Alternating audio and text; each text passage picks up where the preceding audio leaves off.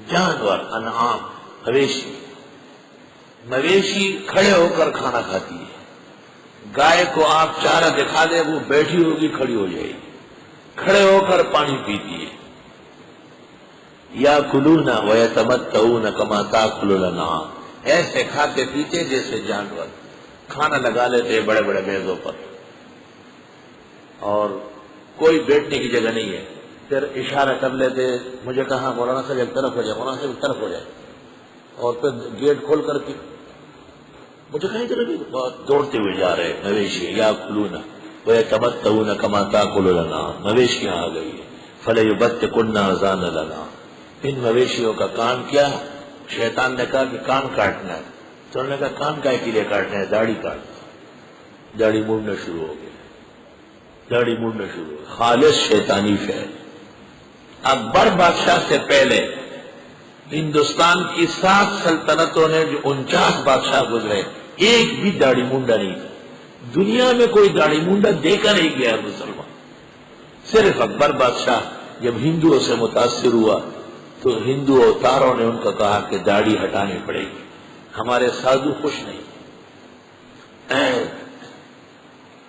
فَلَيُبَتِّكُنَّ آذَانَ الْأَنْعَامِ، بس یہ کاٹ دیں گے کان مویشیوں کے. وہ مویشی کا کان بڑا قیمتی ہے یا مومن کی داڑھی قیمتی ہے؟ یہ تو پوچھو گا. داڑھی سبحان اللہ، سنت الانبیاء، سنت محمد، سنت الصالحین، سنت الاولیاء والمتقین. اہل کمال و شرف دنیا میں جتنے ہوئے اگرچہ غیر مسلم تھے سب داڑھی ہو گئے، سب.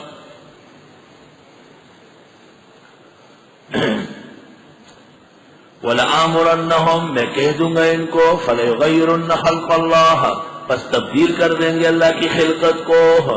لڑکی کو لڑکا بنا دیں گے، لڑکے سے لڑکی بنانا شروع کر دیں گے. پان کھایا ہوا یہاں تک، سرخی ہونٹ سرخ، داڑھی صاف، سرخ رنگ کا قمیص، ہرے رنگ کی شرٹ، اتنے بڑے بڑے بال، بس کھڑی کھڑی کھڑی. ارمان دے پتائم لا وڑی پھڑلی کے الگ پہ نشے جنہیں کئی شرمے دے. فَلَيُغَيِّرُنَّ خَلْقَ اللَّهِ، اللہ تعالیٰ کی خلقت تو ہے کہ آدمی جوان ہو جائے تو اس کے چہرے پر داڑھی آ جائے، لڑکی جب جوان ہو جائے تو اس کے سر پر دوپٹہ، نکلتے وقت حجاب اور برقع آ جائے. یہ اللہ کی خلقت ہے. یہ اس کے سر سے دوپٹہ اتارتے ہیں، ان کو کہتے ہیں کہ برقع مت اوڑھو، اور خود داڑھی منڈاتے ہیں. وَلَآمُرَنَّهُمْ فَلَيُغَيِّرُنَّ خَلْقَ اللَّهِ.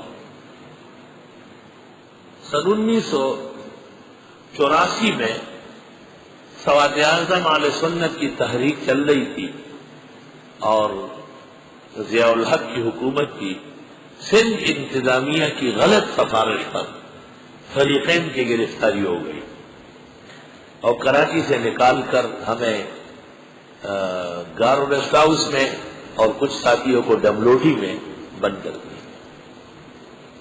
ریسٹ ہاؤس بڑے مزے چرچے اڑا رہے اور روزانہ ڈپٹی کمشنر حیدرآباد کی طرف سے نواب خان کی طرف سے دعوتیں ہو رہی ہیں.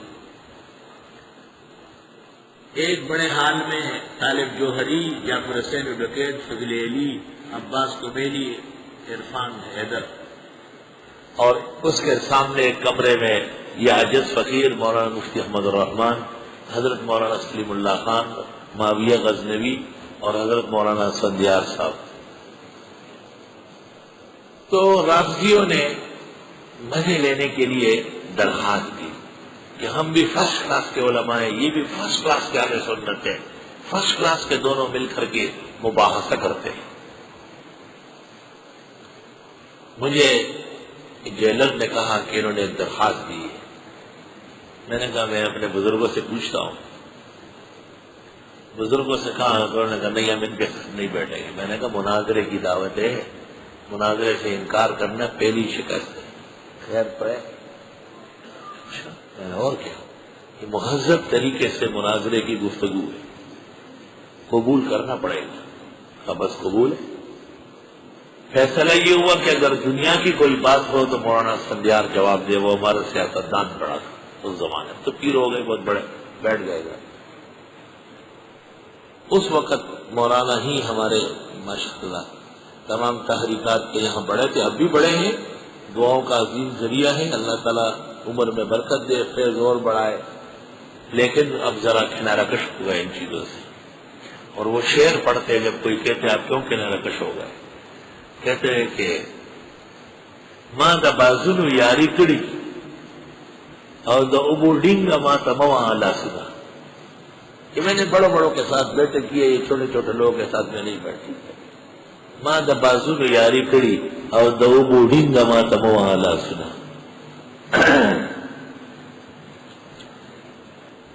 آگے بیٹھ گئے، درمیان میں چائے کا میز لگ گیا، ادھر وہ بیٹھ گئے، ادھر یہ بیٹھ گئے، چپ چاپ بیٹھے۔ میں نے مولانا سے کہا کوئی بات تو کریں، ہاں، اور اگر کوئی دینی مسئلہ ہو تو مجھے کہا آپ بات کریں گے، ٹھیک۔ حضرت مولانا نے پوچھا کہ یہ جو موجودہ حالت ہے کہ ہم یہاں پر قید ہے، آپ نے اس کے لیے کیا سوچا ہے؟ تو ان میں بڑا متکلم جو ہے وہ طالب جوہری ہے، اس کا باپ جو تھا مولانا مصطفیٰ جوہر، وہ 100% اہل سنت کا شاگرد تھا، ہاں رافضی، لیکن بات ان کی ایک نہیں کرتا تھا، سارے مسائل ہدایہ فتح القدیر شامی ہر وقت سامنے پڑے رہتے۔ تو اس نے فوراً کہا اتنا سوچا ہے کہ جتنا سوچنا چاہیے تھا اس سے بھی زیادہ ہی سوچ لیا ہے، شیعہ سارا میدان باتوں سے جیتتے ہیں۔ یہ تو چپ ہو گئے۔ میں نے کہا یہ تو منطق کا جو مشہور قاعدہ ہے تحصیل حاصل اور اخراج المخرج، اس کا ارتکاب ہوئے، تو مسئلہ ہے فقیہ ہے اور دینی مسئلہ ہے۔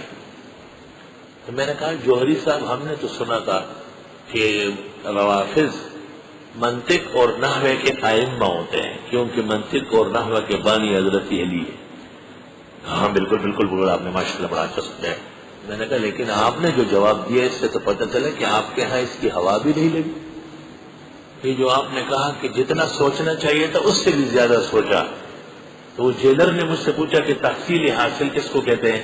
میں نے کہا تحصیل حاصل کا مطلب یہ ہے کہ کوئی کہے کہ میں اپنے والد صاحب سے 5 سال پہلے پیدا ہوا ہوں۔ تو انہوں نے کہا اف یہ کہہ رہے ہیں؟ میں نے کہا یہ کہہ رہے ہیں، بتائیں تحصیل حاصل اور اخراج المخرج جائز ہے؟ خیر باتیں مجھ سے شروع ہو گئی، میں یہی چاہتا تھا کہ اب بات بڑھ جائے گا۔ میں نے کہا کچھ چیزیں ہیں جو آپ سے سمجھنی ہے، بڑا اچھا موقع ملا ہے، پھر وہاں موقع ملے گا نہیں۔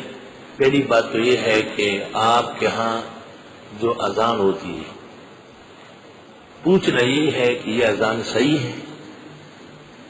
دین کی اذان ہے؟ مجھے کہا آپ کے ہاں بھی 2 اذان ہیں، بریلوی صلی اللہ علیہ وسلم پڑھتے ہیں، دیوبندی نہیں پڑھتے۔ میں نے کہا نہیں، ہم دونوں پڑھتے ہیں، فرق صرف اتنا ہے کہ وہ اونچا پڑھتے ہیں، ہم آہستہ پڑھتے ہیں۔ درود شریف کے ہم سب، اب ان سے تو چھڑانا ہے نا۔ میں نے کہا ثم صلوا علیہ، حدیث طحاوی اور ترمذی میں ہے کہ اذان کے بعد درود پڑھو، ہم بھی پڑھتے ہیں، آہستہ پڑھتے ہیں، وہ اونچا پڑھتے ہیں، لیکن آپ تو اذان روک کر کے درمیان میں کہتے ہیں اشہد ان علی ولی رسول اللہ خلیفۃ بلا فصل، سانس ڈوب جاتی ہے، ایک ترانہ بنایا ہوا ہے، ولی امیر المومنین ولی المتقین، کیا کیا لگا دیا۔ کہنے لگے کہ میرے نزدیک کچھ چیزیں محل نظر ہے، ان میں اذان بھی ہے۔ میں نے کہا اس لیے آپ لوگ نماز نہیں پڑھتے کہ آپ کے ہاں اذان ابھی تک محل نظر ہے۔ صرف ایسا نہیں پوچھے تو سبق پڑھانا ہے، دیر لگ رہی۔ میں نے اس طرح روکا تھا کہ علی کے زمانے میں جو اذان ہوتی تھی وہ کون سی تھی؟ کہا آپ والی۔ حسن کے زمانے میں اذانیں تھی یا نہیں تھی؟ وہ کون سی؟ حسین کے زمانے میں کون سی اذان تھی؟ وہ تو کہنا پڑا ان کو کہ وہ آپ والی ہے۔ میں نے کہا آپ والی کب سے آئی؟ جب سے عبداللہ ابن سبا آیا ہوا ہے اس وقت یہ آئی۔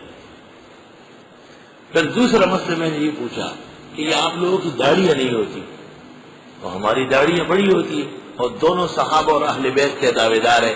تو کہنے لگے ہمارے ہاں یہ ہے کہ جو 40 قدم سے نظر آ جائے اس کو داڑھی کہتے ہیں۔ اس زمانے میں خمینی کا دور تھا، ہر وقت تصویر اخبار میں آتی تھی اور بڑا پگڑ سر پر کالے رنگ کا، اتنی بڑی داڑھی۔ تو میں نے کہا خمینی صاحب کی داڑھی تو پاکستان سے نظر آ رہی ہے اور آپ کہتے ہیں 40 قدم سے نظر آئے۔